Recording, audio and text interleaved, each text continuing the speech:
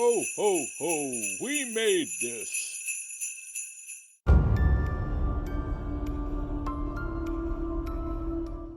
Hello, this is Mark and Dev. Say hello, Dev.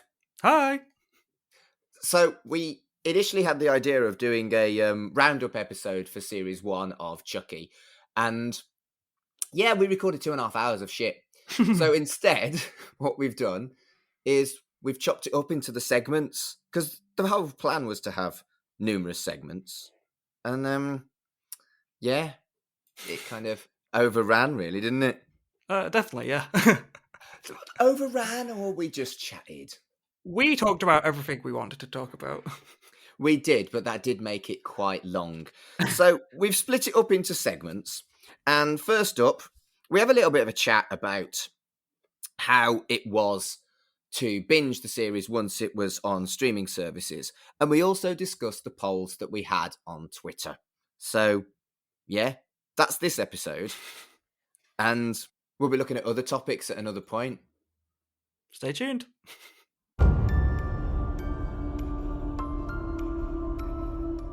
Hello and welcome to Chucky Vision, the podcast about Chucky, Child's Play, and everything to do with the killer doll on the We Made This Podcast network. My name's Mark Adams and I am your host, and with me at this time, as always, is my co-host, Dev Elson. Hello, Dev. Hi-de-ho, everyone. Good to be back. Hi-de-ho, that's like more Mr. Hanky, although I suppose that's kind of festive. That's exactly what I was going for. Yeah, festive Dev. But Dev, today we're talking about the entire series of Chucky for Series 1. Season 1, right, why do Americans call it season? It's a fucking series. Anyway, so yeah, we're doing like a roundup and a chat about the series as a whole. And I wasn't sure this was a good idea because I didn't know whether we'd have much to say. But having made insane amounts of notes, I think we could actually be going on forever. Yeah, we're going to be talking about... We're not breaking it down like we did last episode with the finale. We're not, breaking down very specific things, but we've got some big topics that I feel like we need to discuss in general for the whole series.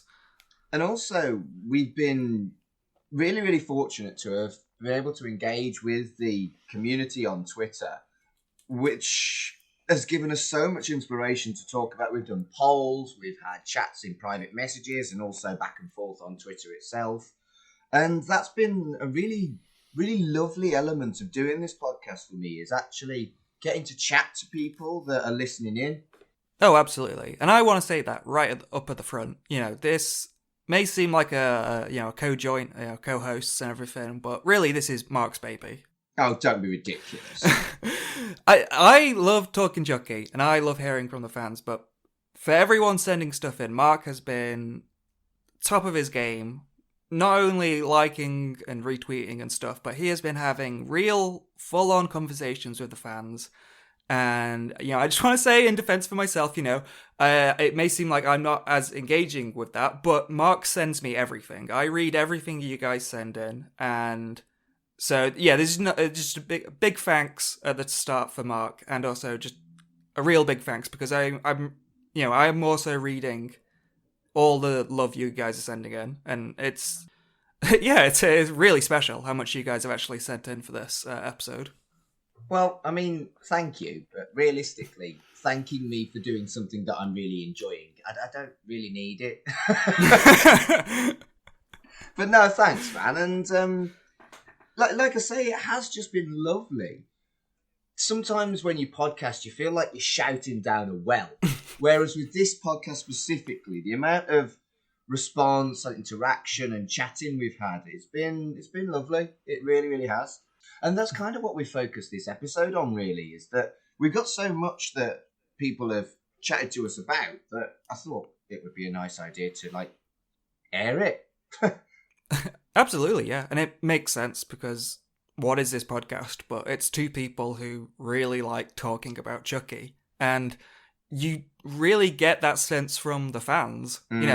All the stuff that we've been getting on DMs or replies and stuff. It always starts with, I have this thing that I really need to talk about. people just get right into it, and it's really engaging. But once again, very brief chat about the elephant in the room.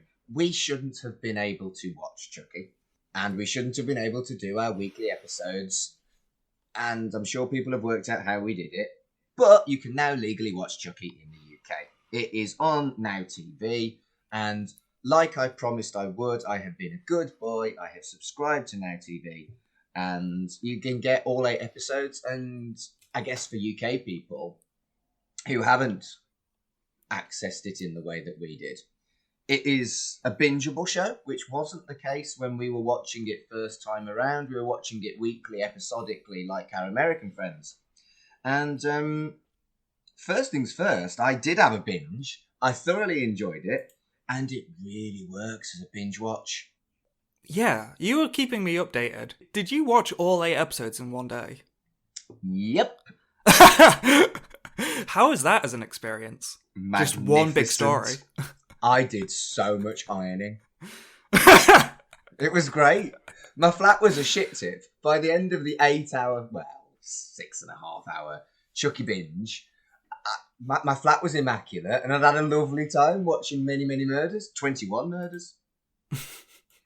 So how did it flow then? So you got first-hand experience. How did it flow as one big story? It felt like it was gripping, but in a different way. The experience of watching it weekly was obviously there was who's going to die this week, what's Chucky going to do, and cliffhangers and pauses that made that part of the experience really special. So it was different, but it was definitely a story in 6.5 hours. It was a massive, massive film, basically, that worked. And I felt that it really held up, and that I could have watched it either way. There's definitely pros and cons of watching things weekly and pros and cons of binge watching. I think the argument that if you only binge stuff, it merges into one and you forget what happened in each episode, I think that's probably true. And could be the case if you did binge watch Chucky. But is that such a bad thing? Yeah, I mean, there definitely is a benefit to the week-by-week thing, because like our discussions, we make sure to cover every single thing. But there is something fun about the more spontaneous nature of binging something in one go, because then when you're having those conversations with people, it's like, oh yeah, and this thing happened, and this thing happened. You're just remembering stuff as you go along. Yeah, and I think it's fun both ways, genuinely is. I loved Daredevil, for example, but I couldn't tell you what happened in each specific episode of Daredevil because I fucking binged that. Like, I just didn't have a life for a couple of days every time a new series of Daredevil dropped. And I did treat it like a 12-hour film. I did. Whereas the experience of watching Chucky in 8 weeks, week by week, part of the fun was the chat. Part of the fun was the speculation. Part of the fun was the anticipation. Whereas it was still a great experience and I loved doing the binge. But I think I am glad that I watched it episodically as well. Yeah, anticipation is a big part of the Chucky franchise because True. Traditionally, you never know when or if we're going to get a sequel. Yeah, that's always a nice surprise. But we do know we've got Series 2 now. Oh my god, we do, yeah. I mean, that's good, right? Oh yeah, the anticipation there is just having to wait for it. That's the thing, right, isn't it? I want it now. But we are going to talk about Series 2, Season 2. I'm going to keep calling it Series 2 because I'm fucking British. The anticipation about Series 2. I did it again! Season 2. Fuck. I'm not even going to cut that. The anticipation about Season 2 is a massive thing already. But I don't think we're going to get to see it until probably around the same time, like October next year. 2022. And yeah, we're going to get into that anticipation later. But if you want to segue now, we made some predictions on anticipation during the series. We did some polls on Twitter. We did quite a lot of polls because people seem to like them. And we're getting like 20 or 30 votes on each one. And having done polls elsewhere before, 20 or 30 is quite a lot, actually. And so we did some after episode 4 and we did some after episode 8. If we have a look at the episode 4 stuff first. Well, we did 3 separate polls on who was going to survive and who was going to die from each demographic. So we looked at the teenage characters, and we had the same 4 characters for each poll: Jake, Lexi, Junior, or Caroline. And we had 2 separate polls: who was going to survive and who was going to die. And the CHUCKYVISION listeners said that Jake was going to survive and that Junior was going to die. Well done. They were right. Well done, guys. I can't actually remember what I said, but I think I predicted that Jake was going to die because I was in a bit of a fruity mood. But yeah, that one they did very, very well. And Lexi didn't die, Caroline didn't die, so you could have had the survivors being Lexi or Caroline as well. Whereas the next poll is a little bit more interesting. It was survive or die again with the adult characters. And the characters were Logan, Bree, Michelle, and Detective Evans. And the CHUCKYVISION listeners predicted that Detective Evans would survive the week before she died on the show. I remember that. Yeah, that we made that poll. Well, I was going to say premature. We made that poll probably at the perfect time. Yeah, I think so. And they also predicted that the character that would die would be Michelle. And looking at the characters, Michelle is the only one of the 4 that actually survived. Yeah, I just want to point out the statistics of the who do you think will survive. Michelle got 0%. Everyone thought that Detective Evans would survive, then Logan would survive, and then Bree would survive. I think to some extent the Logan thing was because Devon Sawa is quite a big actor and he'd already kind of died as already. I think everyone was like, no, that character will survive because the actor's good. Nah, this is Chucky, man. But yeah, the listeners didn't do so well there. They only had like a 1 in 4 chance of getting the right survivor. But I love the one character that they predicted to die was Michelle, and she didn't. We should have seen that coming. It was the same as Lexi, wasn't it? It's it's subverting the expectations in the best way. At this point, though, after episode 4, I don't think Michelle was quite the thunder cunt we knew she was. So maybe that's where that vote came from, and then it was 5, 6, 7 where we really discovered how utterly vile the woman was. And I think that's really sad that the nastier they are, the more likely they are to survive. For fuck's sake. Is that not Chucky in a nutshell, though? True.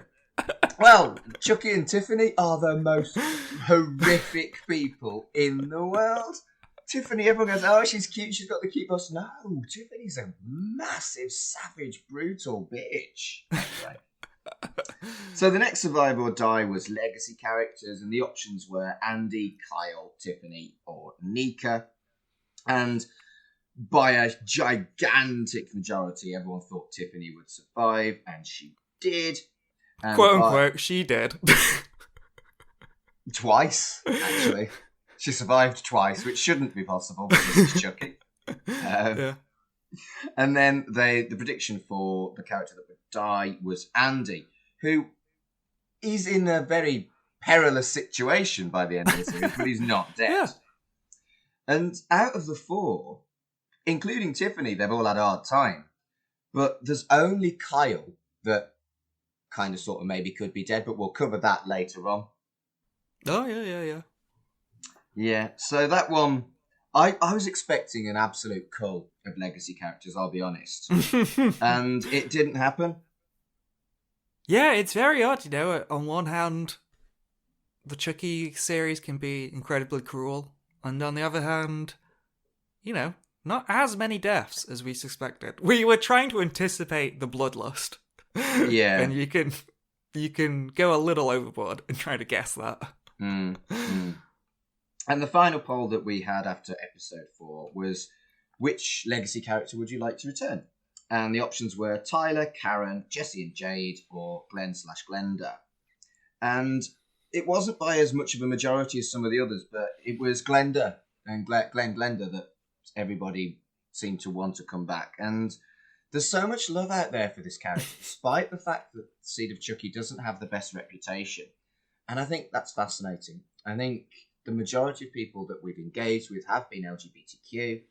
And that's probably where this love for Glenn/Glenda comes from, because they're lovely. I genuinely think they're lovely as a character.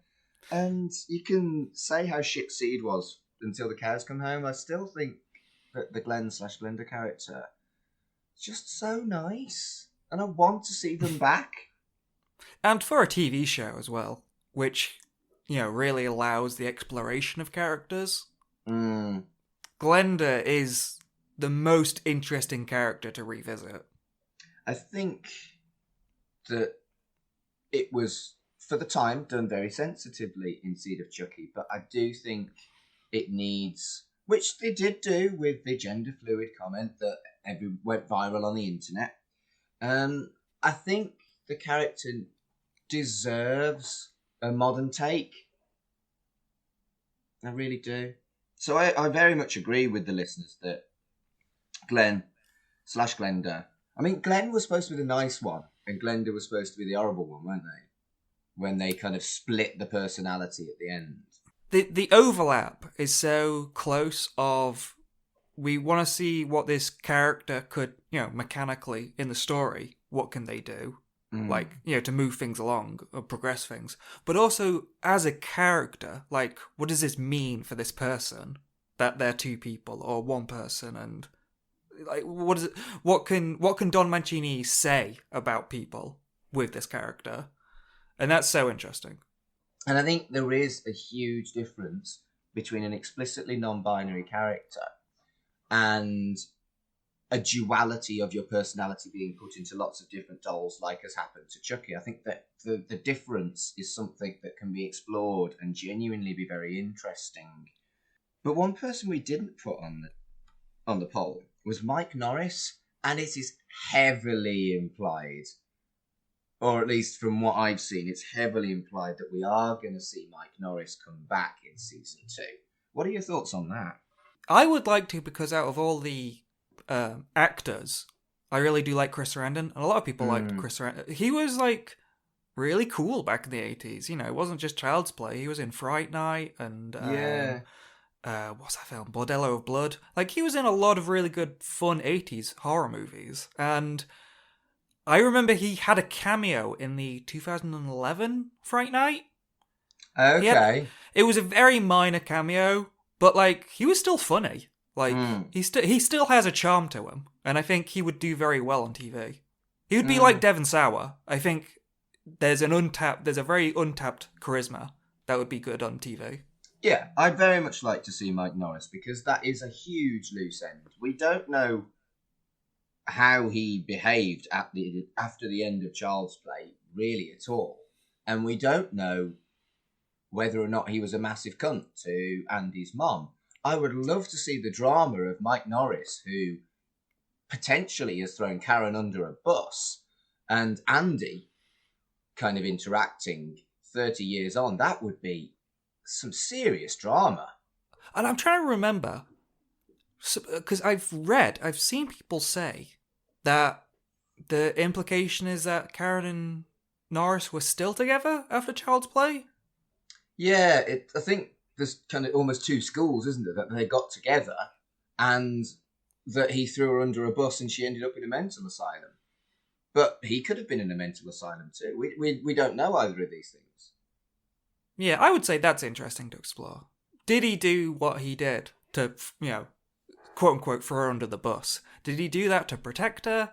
Is there duality to that character that he does care for these people, but he did it in the sensible way of trying to bury all this Chucky stuff. Yeah. But I think looking at this whole poll, I would like to see Tyler, Karen, Jesse and Jade, Glenda, and Mike Norris come back. I absolutely do. But I think drip feeding is probably the way to do it. We had to have Chucky back, obviously. But because we had Chucky, we had to have Tiffany. And I think adding Kyle alongside Andy was really good as well. But I don't think we needed an absolute kind of hemorrhage of legacy characters in season 1. As much as I want to see these characters, I don't want to see them kind of like just dumped. I want some thought being put into it. Yeah, I definitely get that. Because again, if we're speaking honestly, you know, I really liked seeing everyone again. But, you know, I mean, how, in terms of minutes, how long was Kyle on screen? No, exactly. Not long. So the more people you put in there, the less screen time they all get. Yeah, and I think it was done with real thought and sensitivity and respect to all these characters and indeed the actors that play them in Series 1 of Chucky. So I have complete faith that the writing team and Don Mancini will make the right decisions when it comes to bringing back these characters. But I want them all, and I want them all now! Do you know what I can't get excited about, Dev? Bloody De Silva. She's almost 100% confirmed for season 2. And out of all the legacy characters, she is legitimately the most meh. I just meh. I've got nothing else to say. Meh. I feel like they would have to make her such a different character now, because she was, for the sake of it, kind of just a replacement for Kyle in Child's Play 3. Meh. And if anything, she knows how to use guns, but then so do Andy and Kyle now. Meh. Honestly, mate, meh.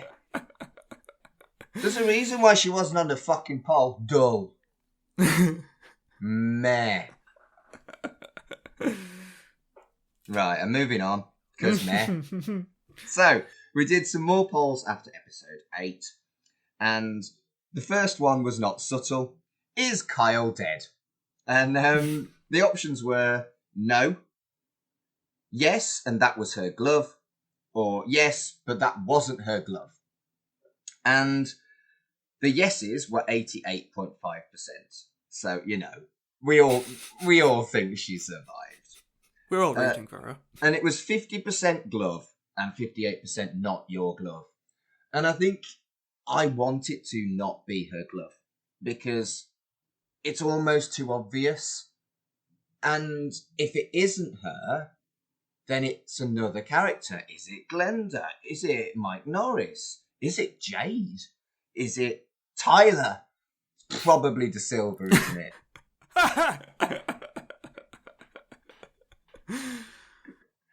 But I think, yeah, it does seem like if Andy can survive with a few scratches on his face, that Kyle's too badass. She's too badass. So I think I agree with the listeners on that one. Yeah, my opinion is, you know, if Don likes putting people through the ringer, but in interesting ways, you know, Kyle can come back, but, you know, she was right next to that bomb. Make her bloody Two-Face. Do you know what I mean? Like, yeah. Really put some makeup on her, and, you know, have that character deal with that. And talking about putting characters through the ringer, another one of our polls, again, wasn't particularly subtle. Nika, ... too far. And in complete disagreement to you and I, 85% of the Chucky fans that voted said it was too far. And I did try and engage with some of the people that voted that way to try and explain to me why, because I do feel like you should be used to the way the main characters are absolutely fucked with in this franchise. And one of our regular chatty folk, Lucas, at Sonny Wilson 18 on Twitter, he just said that it's just really, really hurts to see these characters that you become attached to get such shit treatment. And I think that, in a way, really just kind of highlights how good a writer Don Mancini and his team is. He does get you to invest in these characters. and it fucks you up when he fucks them up. And it's deliberate by Don Mancini. But I can absolutely understand where you're coming from. You know, you don't want to see these characters that you've invested your emotions in get it. I don't know whether horror kind of skews the way you look at things. Would you prefer to see Nika killed over Nika so horribly mutilated? It's an odd one, isn't it? Because a death in a horror franchise is so final, it's almost easier than what happened to Nika. Yeah, that's definitely an interesting point of killing versus torture and, you know, stuff like that. Don Mancini definitely has a lot to say about that coming up, about what he has planned and what he thinks, you know, about that finale. So, I mean, there's definitely a lot to talk about that. And I think what Lucas said definitely rings true for some of the tweets that I found. So I've found a whole bunch of tweets, and these were pretty much all on the night of the episode coming out. So these were like immediate reactions. And, you know, I will say, you know, these are differing opinions to what we've just said, but we're not putting these out there to make fun of, obviously, but we're not putting these out there to be like, well, you know, your opinion is wrong, our opinion's right, or anything like that, you know. No, I can absolutely understand where these people are coming from. Yeah. And I think empathy is an important thing to highlight. But I wasn't surprised after the initial shock that Don Mancini did this to one of our most favourite characters. And it didn't hurt me in the way that it's clearly upset some other people. And everyone enjoys horror in their own way, I guess. Yeah, I think that's an interesting point. Yeah, upset is a key word. And I think that's why I want to, you know, that's why I want to, in a positive sense, highlight these tweets. Because, you know, it was a really shocking moment in the Chucky franchise. And if we're going to cover Chucky, then we want to cover the whole community of Chucky and how a lot of people did react to this. Yeah, I think maybe I'm just... Right, I don't want this to sound patronising, but I wonder whether these are younger people and I'm just a jaded old queen who's watched too much horror. Maybe. I don't know, that's just pure speculation. Well, maybe not. Or maybe I'm just cold, dead heart. I've been hurt too many times. Well, before we get into it any further, not all of these tweets are the exact same thought. So some of them, they're all sort of little discussion points. So let's get into it. Go for it. And I said, let's get into it. Right before I do, I just want to point out, in case this person is listening, but at Amascamet, I got a lot of these. I follow her, and she does like Chucky art, which is really good. Go check it out. But I think I've retweeted her if it's the one I'm thinking about. She's amazing. She tweeted a bunch, and then that's what sort of... she tweeted a bunch, and then she like retweeted and like liked a bunch of tweets. So I'm getting this from her like feed. So I will just say, I think a bunch of these people do, you know, online, know each other. So I'll just point that out. So coming from her, got a bunch of different tweets here. We've got, have Nika split her soul into a doll challenge, which that's an interesting idea, possibly. Yeah. I think I said that about maybe that could happen to Kyle. Yeah. We've never seen a good person in a doll. Yeah, and we were tweeted by a chap called Steve from Ontario at Canuck2032, who's basically said something very similar, saying that, you know, a Chucky doll can grow a heart, so can they regrow her some limbs? And that's grim, but it's very Chucky franchise, isn't it? Yeah, that's very interesting. Another thing, it wasn't a quote, but I did see it somewhere. Someone was saying that if Tiffany is such a fan of Frankenstein and Bride of Frankenstein, that, you know, there's something that could happen. Similar to that, yeah? Yeah, very true, yeah. I don't know what Don has got in mind for Nika Season 2, but I feel like there's got to be a way out of that predicament. like a wild way out of that predicament. That doesn't just mean death. So here's the thing. I think, personally, that she is going to be offered that kind of thing, and she's going to refuse it because of the strength of the character of Nika. And she will be, this is my body, I don't want to be like Chucky, and I don't want any of your shit. Like, this is my big prediction, actually. I know we're supposed to be doing predictions at the end. I think she will have an opportunity to be a doll or regrow limbs or something like that, and she'll refuse it. I think that's what he's going to go with on that. Oh, okay. Right, we've still got a bunch of tweets left. Still from a Maskamet. Finale was really fun overall. Lots of laughs and some messy writing. No stranger to that in the Chuckyverse. I enjoy seeing my little doll go crazy. The Nika scene just really tainted the whole meal is all. Just got to see what becomes of it now, whether it was a dream or not, I guess. Then we got, really hoping that scene was just an incredibly sick way of keeping people talking until season 2 reveals it was a dream. I don't think it's a dream. Just remembered that Nika had a nightmare sequence in Cult, so please let this just be one of them. I'm begging. Good point. She did have a nightmare sequence. Okay, so yeah, a little credence to that. Okay, maybe. I think... no, I don't think that's happening. No, but, they're providing evidence. Yes, but I genuinely think it would be a cop-out, man. Yeah. A tweet that we agreed with. I'm sorry, but I was not expecting Tiffany to exceed Chucky's level of demented. Like, for real, she topped him on this one. And, we agreed on that one. And then, we're going to get some more similar ones to this, but I'm trying to sleep, but I got so many thoughts like, you can't make me laugh for a whole hour and then do that. That's illegal. And there's quite a few tweets like that is similar to the way she said tainted the whole meal.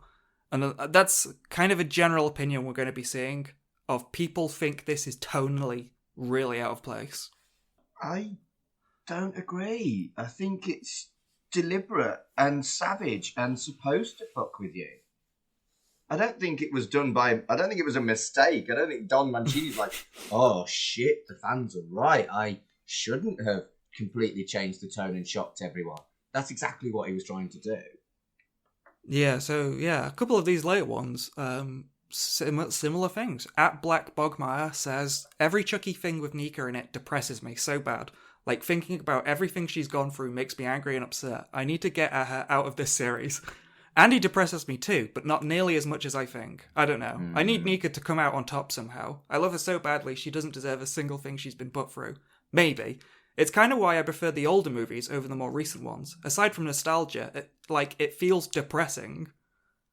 I think they're right, because it is a more modern take with the savagery on Nika. Whereas they've looked at kind of like lifelong trauma with Andy. It's not been very long for Nika. She's only gone through, really, 3 or 4 years of shite? But holy shit, it's been intense.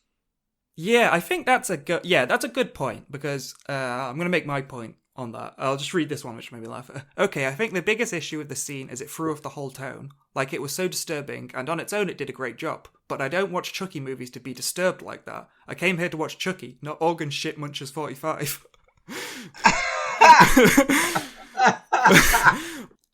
I think what Don is highlighting is the whole series has had disturbing undertones. Yes. And what he is turning that into overtones. He's making it explicit. Like, we've talked about plenty of times how the gap between Child's Play 1 and 2, Karen was hospitalized, Oh yeah, there's real darkness. Her finale, her outcome was horrible, but it wasn't on screen, and Child's Play ends so abruptly that we don't get to absorb that disturbingness like we do now. That's true. Yeah, that is true. I agree. Yeah, you're right. I don't feel like Karen... Like I said before, I don't feel like Karen's story has been made explicit, whereas Nika's has. And it upset people, and I can see why. Yeah. Okay, this is an interesting one. At Film Prescott's says, now that it's over, I just want to say, Chucky series Tiffany does not feel like movie Tiffany. Really? Now, we had a talk about that in the finale, didn't we? that we felt that this was a natural evolution of her character. Yeah, almost like she's relapsed. Yeah, and I think that's something that Series 2 can explore, because we had a lot of these flashbacks in the 80s of young Charles and young Tiffany, but a big period of time that we haven't seen is the gap between Seed of Chucky and Curse of Chucky, and that's sizable. That's like 2005 to like 2017. And in that gap, Seed ends with Tiffany and Glenda, very much against Chucky and away from Chucky. And somewhere in that period of time, they've been, as you said, relapsed. They're on Chucky's side, and Tiffany is almost more evil than Chucky. So it would be interesting to get some explanation of why. Yeah, I think you're right. Okay. These are some pretty strong tweets, but I think it's an interesting discussion to make. At 42 Yao says, giving Fiona cool stuff to do ruined not one, but two of the most important characters in your franchise. So you jeopardize the integrity of your characters because you want to give your friend cool stuff to do. Why spend 2 movies developing a strong disabled character that does not let her disability define her, to then shut her up and completely ruin her in one scene? Can't even begin to explain how disappointing Nika's character arc has been, and there's no fixing it now. That's pretty heavy, and it's going to be something I'm going to struggle to dispute, really, because I'm not disabled. I can't speak on behalf of disabled people. And, I think I saw similar stuff about how it was changing the definition of her disability. And I don't really feel confident to be able to really answer that with other than, yeah, that sucks, actually. I think, again, it's like the evolution of Tiffany. And maybe that is a criticism of the show, that despite being 8 hours or 6 hours or however long, they've had so much more time to explore characters. A lot of that time was spent on the new characters, which was great. But we really need to get quote-unquote answers from some of these other characters.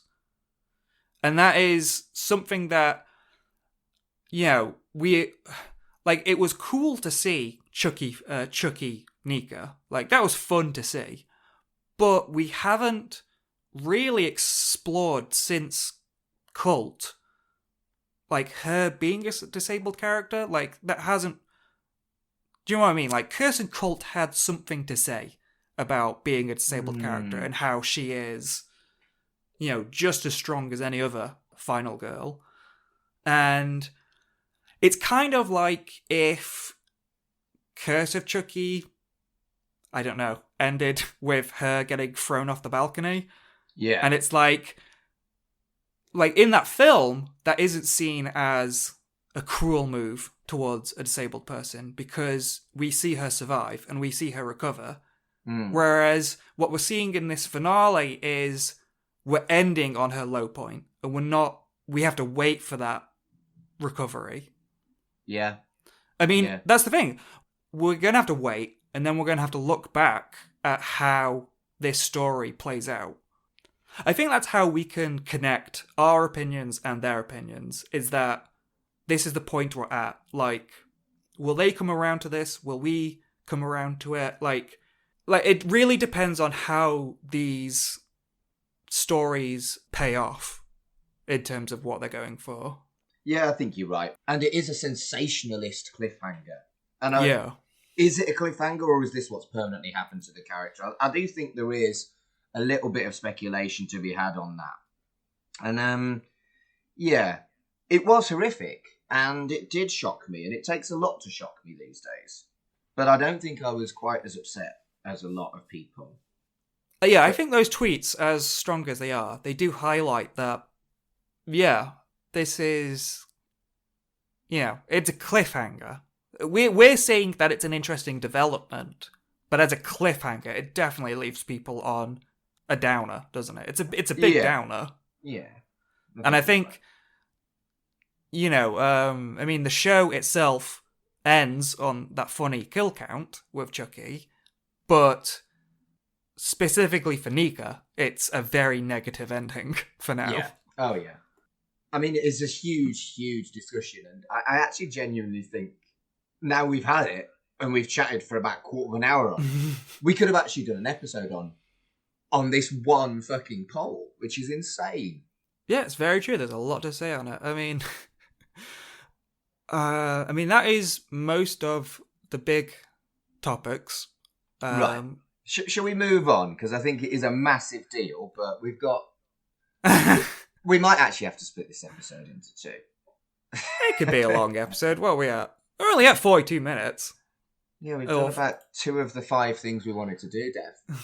Anyway, the next one was a vote on the credits logo. We had to have semis for this because you can only have 4 categories on Twitter. So we had 2 semis of the first 4 episodes and the final 4 episodes of what was the best credits logo.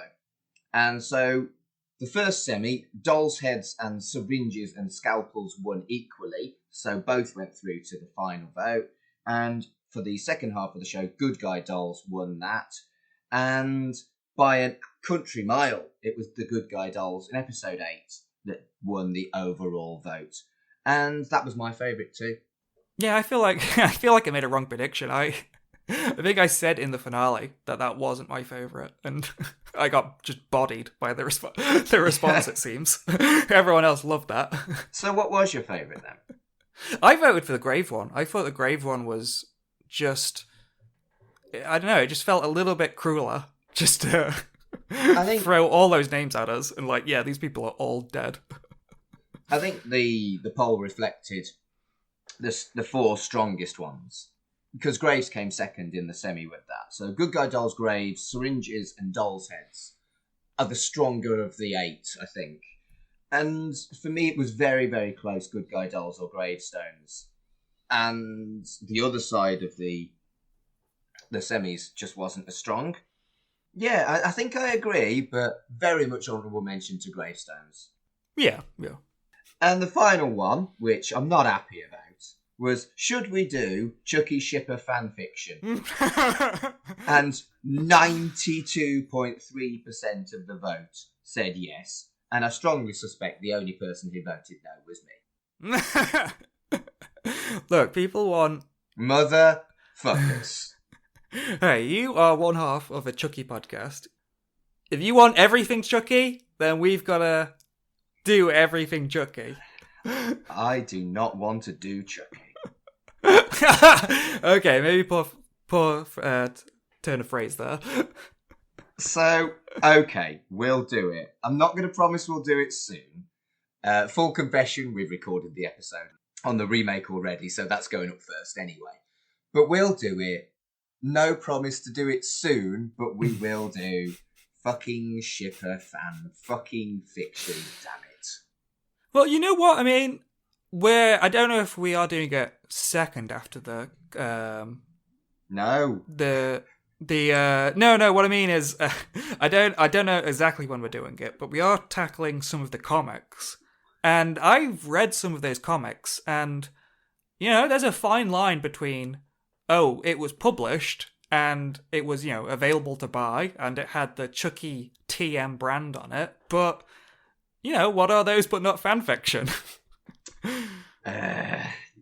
But it's not like fucking. Not all fan fiction is fucking. If you want to get specific, that's like slash fiction. Yeah, but we explicitly said shipper, not just fan fiction. Shipper fan fiction, which means they want us to read the porn, mate.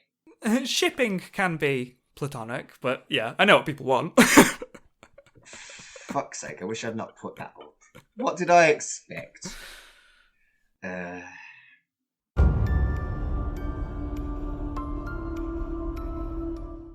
Thanks for listening to part 1 of this accidentally 4-part special.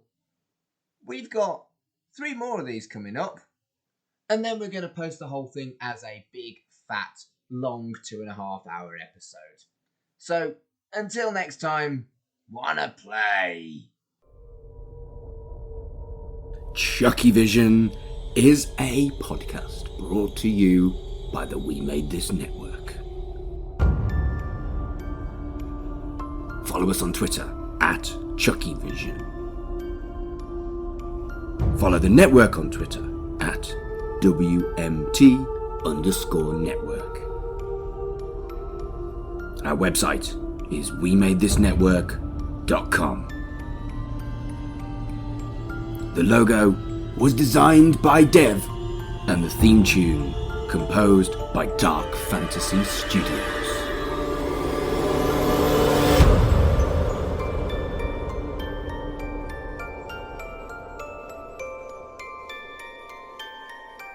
Wanna play?